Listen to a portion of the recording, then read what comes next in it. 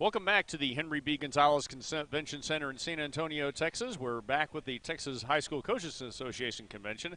I'm Mark Kusenberger with head coach Mark Soto of the Johnson Jaguars. I guess we need to be specific, the Lady Bird Johnson Jaguars out of San Antonio, because there are more and more LBJs showing up all the time. Right. Or anyway, talking about the Coaches Convention, as yes, it's South Texas. It's hot. Parking's miserable. You're walking around on concrete. And nobody could be happier because everyone's back together again. Without doubt. I mean, so far it's been a great show. It opened up at 8 o'clock in the morning on Sunday. There was a rush through the doors like no other because everybody was excited to be here. We have almost 14,000 coaches here right now from all over the state of Texas, from Laredo to El Paso to all the way up in Dallas and Houston area.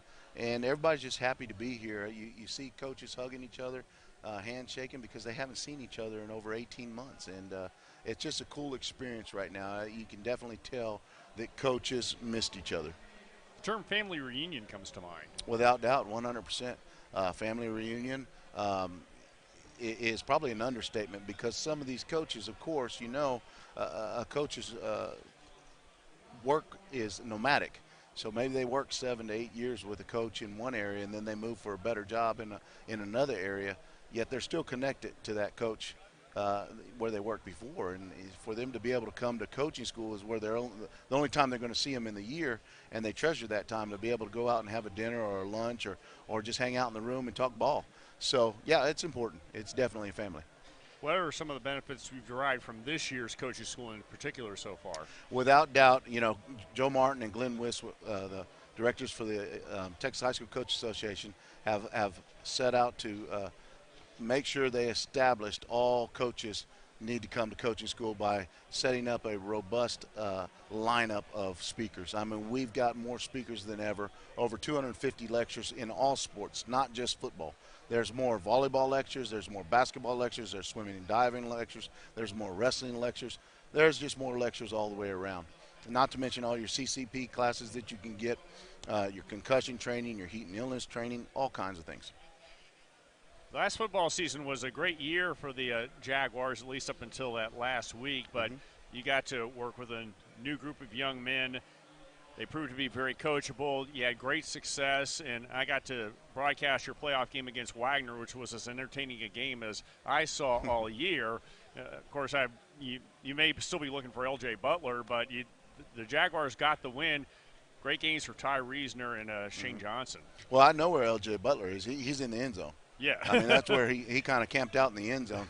That was an entertaining game, and that's what Texas high school football is all about, Those guys at Johnson, well, the coaches that were there before, the Ron Redeman era, they coached really well. They really did. And we reaped some of those benefits from those kids being coached so well.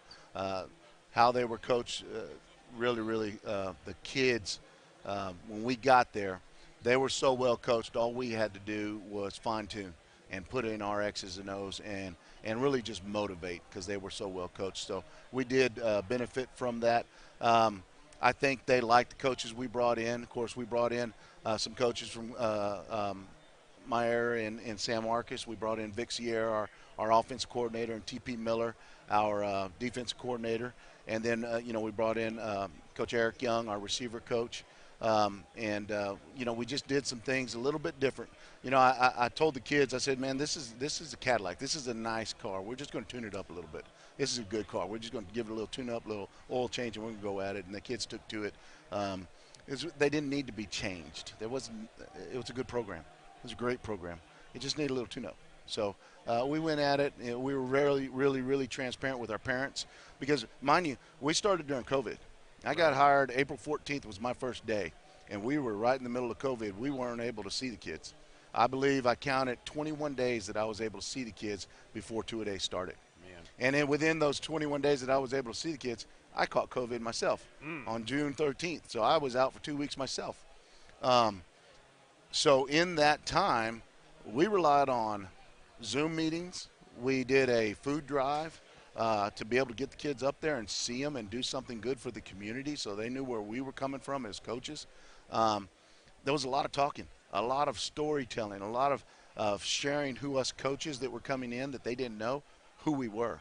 Where we come from, what our background was about, what coaches we were, what our coaching tree was, how we played when we played the game. Just whatever we could share with them, we shared with them. So by the time we got to the field in August, they kind of knew who we were already because we just were transparent. And that wasn't only with the kids, that was with the families too. We Zoomed with the families weekly so they knew who was coaching their kids. And that helped quite a bit. In fact, we continued that through the year. We had Monday night Zoom meetings with the parents, and the parents got the same motivation the kids got. So that way, when the kids were getting driven to school at 6 o'clock in the morning, the parent knew what the motivation was so they could be pumping their kids up for practice, and it worked. It worked very well. It led to some interesting complications, of course. The UIL had to push back the 5A, 6A football schedule a month, and this led to an interesting nuance to the Wagner-Johnson playoff game because in Littleton Gym, next to the north end zone, you had a crucial boys basketball district game between Johnson and Clark. And we know Coach Jay Keller would love to have had Shane Johnson available for that game, but he was busy catching touchdown passes at Comalander Stadium. And I know there are no hard feelings, but Coach Keller was so frustrated he had to retire. No. That wasn't the reason he retired. I know. Jay's my cousin. We have fun. Without doubt, Jay is a good coach, and he understood. And most basketball coaches in the state understood what was going on. We were trying to get kids to play their sports. And the UIL did an amazing job. In fact, we had a meeting as directors this morning with the UIL, and we couldn't thank them enough. They did an amazing job getting our kids on the field. Our district, our administration did an amazing job keeping our kids on the field and getting them the opportunities to play. Whether it was having to quarantine kids because we had some COVID outbreaks, or whether it was shutting down our basketball program for 2 weeks during Christmas because of COVID, to be able to keep them on the field, to get them, keep them on the court, to get them to the playoffs. It was things that we thought and felt and thought we had to do as a district to keep them moving forward and keep them being able to play, and it all worked. That was the great thing. We did the changes. We did what was best for our kids to keep them on the court, keep them on the field, and keep things moving forward.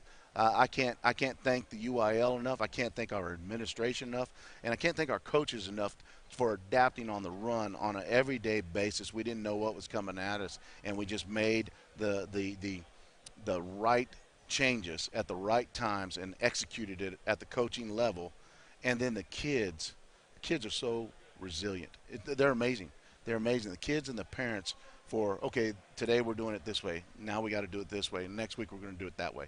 And they just kept doing it and kept doing it and kept doing it and just rolling with the punches. It was amazing.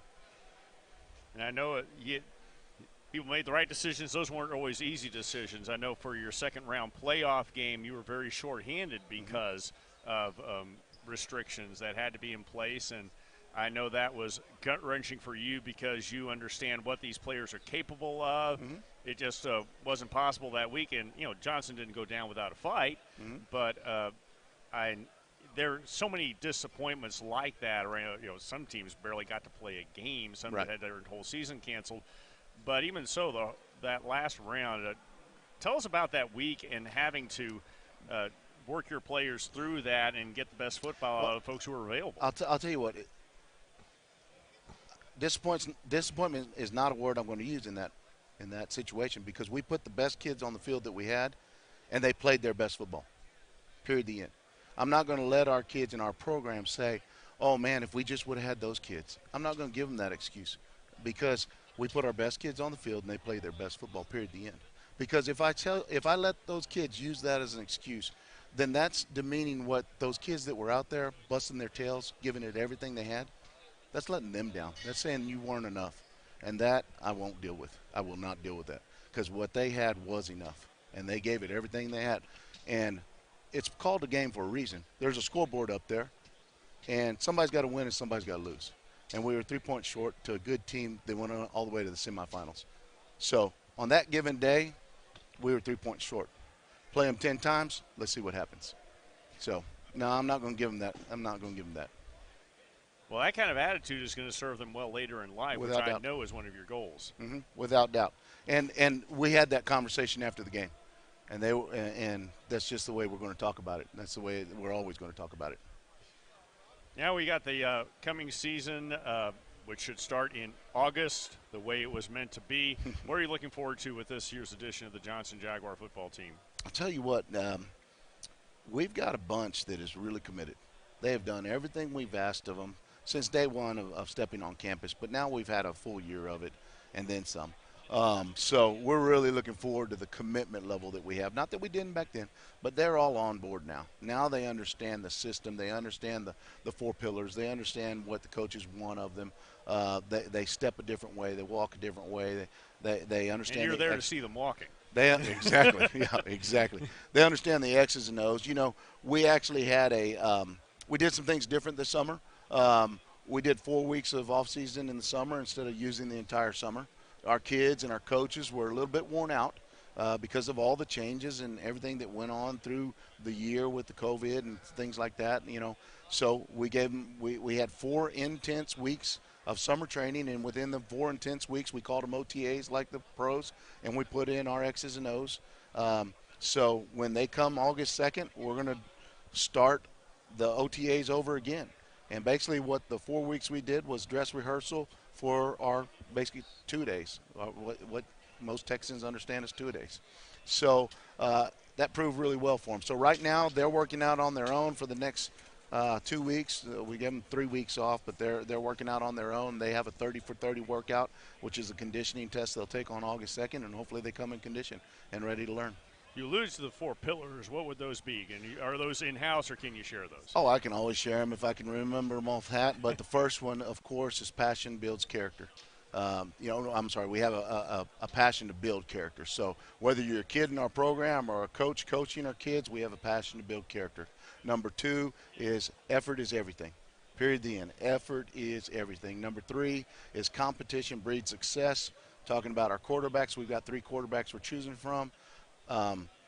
They have been competing since day one. Since Ty Reasoner signed his letter of intent to go to Air Force, they've been competing for that role, and they have gotten better because of the competition. So competition breeds success is number 3, and number 4 is a win forever attitude, which means this: when your feet hit the floor in the morning, you thank God, and you have a great attitude and a positive attitude throughout the day. So those are our 4 pillars. That's how we work every day. The coaches know them, the kids know them, and hopefully it brings you in a right frame of mind to go to work every day. Coach Soto, thank you very much for joining us. Have a good season. We'll look forward to seeing you a few times down the road. I hope so. Hopefully we work a good deal together, and you guys are broadcasting most of our games. We would be delighted. Thank you.